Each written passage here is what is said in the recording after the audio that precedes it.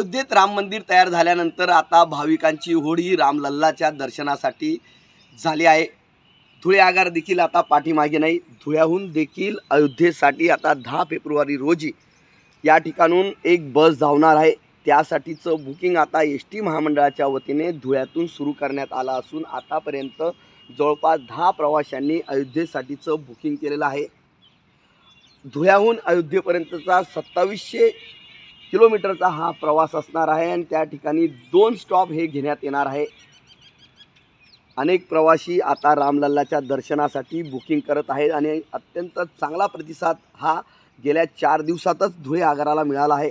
येणाऱ्या 10 फेब्रुवारीपासून पर्यंत हे बुकिंग सुरू राहणार आहे। 10 फेब्रुवारी रोजी सकाळी 4 वाजता ही बस अयोध्येच्या दिशेने धावणार आहे।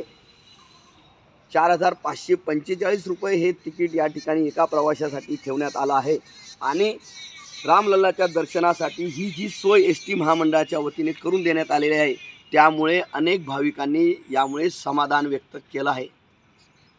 मनीष मासोळे, TV9 मराठी, धुळे।